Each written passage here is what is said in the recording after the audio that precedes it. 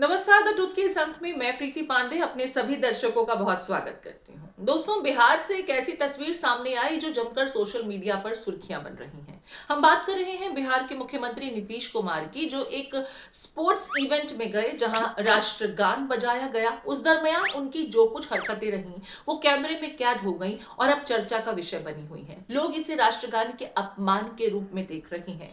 लगातार social media पर नीतीश कुमार को लेकर के कई सवाल खड़े किए जा रहे हैं कि क्या दिमागी स्तर पर अब नीतीश कुमार उतने स्वस्थ नहीं रहे। इससे पहले कि वीडियो में हम आगे बढ़ें, आपको इस वीडियो को देख लेना चाहिए।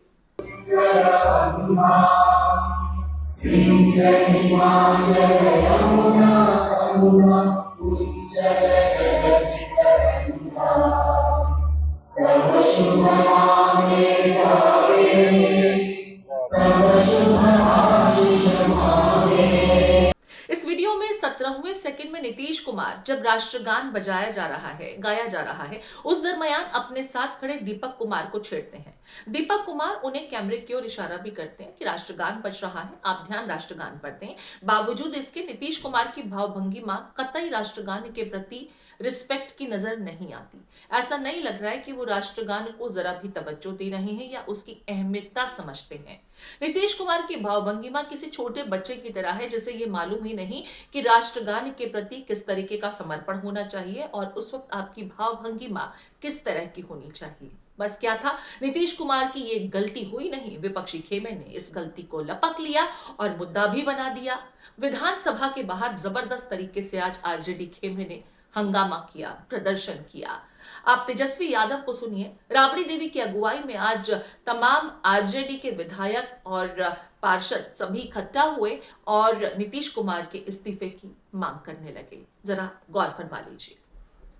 कल माननीय मुख्यमंत्री जी ने राष्ट्रगान का अपमान किया है। हम बिहारी होने के नाते हम शर्मिंदा हैं। हम लोगों का शर्म से माथा बिहारियों का नीतीश कुमार जी ने झुकाने का काम किया है। मुख्यमंत्री होता है लीडर ऑफ द स्टेट, राज्य का नेता होता है, और जिस प्रकार से कल की घटना जो है बहुत ही दुर्भाग्यपूर्ण घटना, और इतिहास में हिंदुस्तान की, इंडिया की राजनीति में यह पहली ऐसी घटना है जहां एक मुख्यमंत्री राष्ट्रगान का अपमान कर रहा हो। इसको देखते हुए अब ये प्रतीत होता है कि अब मुख्यमंत्री, जो हम बार बार कहते हैं अचेत अवस्था में है, इनके स्वास्थ्य को लेकर के हम लोग चिंता करते हैं। अब हम लोग चाहते हैं कि जो राष्ट्रगान का अपमान इन्होंने किया है, देश के 140 करोड़ जनता से वो माफी मांगे। आज सदन में 140 करोड़ जो जनता है उनसे जो है माननीय मुख्यमंत्री जी माफी मांगे। हम स्पीकर से भी मिलकर के आए, हम लोगों ने कार्य स्थगन प्रस्ताव भी दिया है। ये अपमान की बात है, राष्ट्रगान की अपमान की बात है।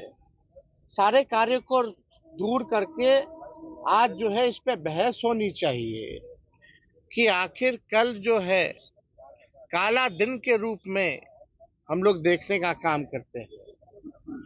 और माननीय मुख्यमंत्री जी नरेंद्र मोदी जी प्रधानमंत्री के लाडले मुख्यमंत्री हैं। प्रधानमंत्री जी के लाडले मुख्यमंत्री ने राष्ट्रगान का अपमान किया। क्या नरेंद्र मोदी जी का शर्म से चेहरा झुका कि नहीं झुका? एक ट्वीट भी नरेंद्र मोदी जी ने, जो मुख्यमंत्री जी ने जो अपमान किया राष्ट्र का, नरेंद्र मोदी जी ने एक ट्वीट तक, एक प्रतिक्रिया तक जो है अब तक नहीं दी है। नहीं, जो भारत माता की जय करने वाले आज कहां गायब हैं? ये लोग नौटंकी करने वाले लोग हैं, भाजपा के लोग। दो दो उप मुख्यमंत्री हैं, कहां गायब हैं? भाजपा के लोग कहां गायब हैं? तो आज हम लोग पूरी तरीके से चाहते हैं कि मुख्यमंत्री माफी मांगे, और एक नहीं कल तो दो घटना दुनिया खत्म हो जाएगी। ये साफ दिखाता है कि मोबाइल टेक्नोलॉजी का जमाना है, एआई का जमाना है, टेक्नोलॉजी का आने वाला भविष्य होगा। और मुख्यमंत्री को टेक्नोलॉजी जब नहीं समझ में आ रहा, तो आप समझ सकते हैं नीतीश कुमार जी बिहार चलाने योग्य नहीं रहेंगे। अब इनको रिटायरमेंट ले लेना चाहिए। हम साफ तौर पे, कोई अपमान नहीं हुआ तो बीजेपी के लोगों पर मुकदमा होगा। राष्ट्रगान का अपमान करने वाले लोगों पर 3 साल की सजा है। ये बड़का झूठा पार्टी, आप लोगों को क्या लगा इसमें? अब इससे बड़ा अपमान क्या हो सकता है? तब बीजेपी अगर खुलेआम बोल रही है कि अपमान नहीं हुआ, तो किस बात की ये राष्ट्र के प्रति ये प्रेम दिखाते हैं? यानी फ्रॉड है ये लोग। अब प्रधानमंत्री के तो लाडले मुख्यमंत्री ने किया, तो लाडले मुख्यमंत्री को प्रधानमंत्री कुछ नसीहत देंगे, कुछ बोलेंगे, कुछ कहेंगे? देश की जनता प्रधानमंत्री जी से सुनना चाहती है कि उनके लाडले मुख्यमंत्री ने क्या हरकत किया। कभी महिलाओं का अपमान करते हैं, कभी नौजवानों का अपमान करते हैं, अब राष्ट्र का अपमान करते हैं। मिल नहीं रहा है, बाकी वो ऐसे ऐसे कर रहे हैं। और फिर दीपक कुमार को प्रणाम कर रहे हैं ऐसे। आप न्यूज देखते किए होंगे, मोबाइल में देखे होंगे, तो इस पर सदन में आके माफी मांगना चाहिए। पूरा देश से माफी प्रभारी मंत्री सदन में आके माफी मांगना चाहिए देश से। ये अपमान हुआ है। नीरज जी, आप कहते हैं कि हम लोग प्रतिवेदन की प्रति सदन की देश का अपमान हुआ कि नहीं है? देश का अपमान है, पूरा देश है। माननीय मुख्यमंत्री से माफी मांगा, माननीय मुख्यमंत्री जी। नहीं चलेगा, इस तरह का हरकत नहीं चलेगा। अगर दिमागी खराब है उनका, दिमाग उनका खराब है, तो उनको गद्दी छोड़ना चाहिए। उनका अपना बेटा के बनावे, उससे नहीं चल रहा, दिमाग काम नहीं कर रहा, तो अपना बेटा के बनावे, बेटा के बनावे। आपत्ति कर गया। चलिए, ये तो बात हुई प्रदर्शन की, लेकिन आरजेडी का खेमा शांत कहाँ रहने वाला है? भाई, चुनावी साल है और इस मुद्दे को जितना भुना सकते हैं उतना भुनाने की कोशिश की जाएगी। क्षेत्र की जनता को ये बताने की भरसक कोशिश की जा रही है कि अब नीतीश कुमार काबिल कतई नहीं रहे हैं। दिमागी स्थिति में वो उतने संतुलित नहीं है, उतने स्वस्थ नहीं है कि राज्य की बागडोर उनके जिम्मे छोड़ी जा सके। ऐसे में उनके इस्तीफे की मांग की जा रही है। कोई उन्हें कुर्सी कुमार कहता है तो कोई कुछ और। सबको यही लगता है कि मुख्यमंत्री सिर्फ अपनी कुर्सी से प्यार करते हैं, बाकी राज्य जाए भाड़ में। तेजस्वी यादव ने सदन के भीतर भी उनके इस्तीफे की मांग कर डाली। अब सभा की कार्रवाई प्रारंभ की जाती है। अब प्रश्नोत्तर काल होगा। अल्पसूचित प्रश्न लिए जाएंगे। प्रश्नोत्तर काल होने दीजिए, शून्य काल में उठाइएगा, कोई बात नहीं। ये राष्ट्र गीत को लेकर के है महोदय, और कल आप सब लोगों ने देखा होगा, पूरी देश की जनता ने देखा है। हम माननीय मुख्यमंत्री जी का पूरा सम्मान करते हैं व्यक्तिगत तौर पर, लेकिन जब कोई राष्ट्रगान का अपमान करेगा तो नहीं सहेगा हिंदुस्तान महोदय। शून्य काल में उठाइएगा। और अध्यक्ष एक बार बात, ये तो बात हुई आरजेडी खेमे की, लेकिन ऐसा थोड़े है कि चुनावी साल है तो सिर्फ आरजेडी का खेमा ही बरसेगा। यहाँ पर तो प्रशांत किशोर, जो इस बार बिहार में चुनावी ताल ठोकते नजर आ रहे हैं, उन्होंने भी नीतीश कुमार को जो कुछ कहा आपको सुनना चाहिए। मुख्यमंत्री के संदर्भ में प्रशांत किशोर क्या कुछ कह रहे हैं। नीतीश जी शारीरिक तौर पर थक गए हैं, फिजिकली टायर्ड और मेंटली रिटायर्ड है। और रोज की जो घटनाएं हैं आप देखेंगे, जैसे जैसे समय आगे बढ़ेगा, चुनाव आते आते रोज आप देखिएगा। क्योंकि अगर आप व्यक्ति अगर स्वस्थ नहीं है तो उसको कितने देर तक आप छुपा कर रखिएगा। बाकी बातें छोड़ दीजिए, अपने मंत्री परिषद के सदस्यों का नाम अगर नीतीश जी बता दें, कैमरे पर अपने मंत्री परिषद के साथियों का नाम नहीं बता सकते हैं, उनकी ये स्थिति है।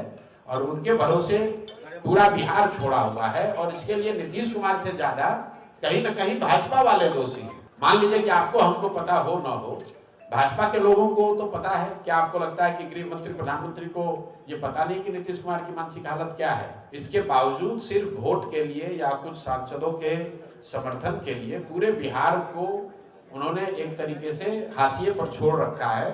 और ये चाहते हैं कि किसी तरह नीतीश कुमार का चेहरा आगे रखकर गठबंधन के तौर पर चुनाव जीत जाएं। चुनाव जीतने के बाद तो नीतीश कुमार को हटाएंगे ही हटाएंगे।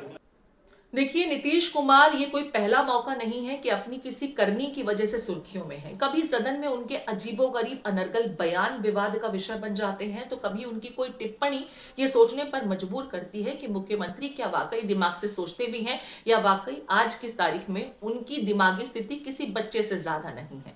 अब बीते दिनों ही उन्होंने सदन में मोबाइल और लैपटॉप के इस्तेमाल को लेकर के ये कह दिया था कि धरती की मियाद तो सिर्फ 10 साल की ही है। जरा सुन लीजिए उनके स्टेटमेंट को भी। सुनो, एक बात तो हम और कह दिए, ये लोग मोबाइल पर लेकर के बात कर रहा है। आप सब प्रतिबंधित था, रोका हुआ था, और सब मोबाइल लेकर के बोल रहा है। ये कोई बात है? आप तो करिए ना साहब, कोई मोबाइल लेकर के नहीं आए और प्रतिबंध करिए, वो तो पहले से किया हुआ है।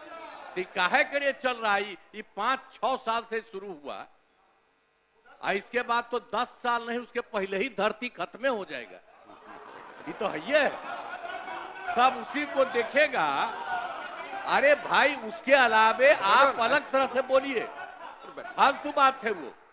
आप पहले तो हम खूब देखते थे, और जब हम जान गए 19 में कि गड़बड़ होने वाला है, आगे होगा, अब 20 से खूब लोग लिया, हम तो छोड़ दिए।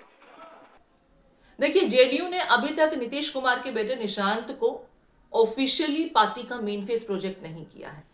इस बार भी चुनाव निशांत भी चाहते हैं कि नीतीश कुमार के चेहरे पर ही लड़ा जाए, लेकिन नीतीश कुमार की फिलहाल जो स्थिति है बीजेपी के लिए भी बड़ी पशुपेश वाली बनी हुई है, क्योंकि बीजेपी ने यह कह तो दिया कि चुनाव नीतीश कुमार के चेहरे पर ही लड़ा जाएगा, लेकिन मुख्यमंत्री भी क्या आगे चुनाव जीतने के बाद नीतीश कुमार ही होंगे, इससे बीजेपी बच रही है। वजह यही है कि मुख्यमंत्री इस तरह की कोशिशें कर रहे हैं, इस तरह की गलतियां कर रहे हैं, जिसे विपक्षी खेमा लपक लेता है, फिर जनता के गलियारे में ले जाता है और कहता है सोचिए ये हैं बिहार के मुख्यमंत्री। बीते दिनों याद है ना, बजट सत्र के दरमियान नीतीश कुमार, तेजस्वी यादव जो टेक्निकली अब उनके विपक्षी हैं, उनको लेकर के कुछ अजीब से एक्सप्रेशंस दे रहे थे।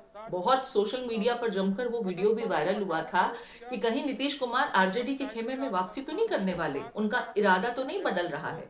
खैर, उसके बाद तेजस्वी यादव जिस तरीके से नीतीश कुमार पर हमलावर रहे थे, उसके बाद ये बात आई गई हो गई थी, लेकिन लगातार नीतीश कुमार की तरफ से कुछ ऐसी गलतियां हो रही हैं जो चुनावी साल में बड़ी भारी पड़ सकती हैं। दोस्तों, इस विषय पर आपकी क्या राय है? क्या आपको भी लगता है कि नीतीश कुमार से सिर्फ एक छोटी सी भूल हुई थी या वाकई ये बहुत बड़ी गलती है? वैसे राष्ट्रगान के अपमान को लेकर के कानूनी प्रावधान जो है 1971 के एक्ट के तहत 3 साल की सजा, जुर्माना या दोनों हो सकता है। अब ऐसे में नीतीश कुमार को समझना होगा कि इस तरह की गलतियां ना करें, क्योंकि कैमरे की निगाहें हर वक्त मुख्यमंत्री पर बनी रहती हैं और चुनावी साल में तो फोकस कुछ ज्यादा हो जाता है। कहीं उनकी गलती चुनावी साल में उनके खुद के लिए, उनकी पार्टी के लिए और एनडीए अलायंस के लिए भारी ना पड़ जाए। आप इस विषय पर क्या कुछ सोचते हैं? आपके कमेंट्स का इंतजार रहेगा।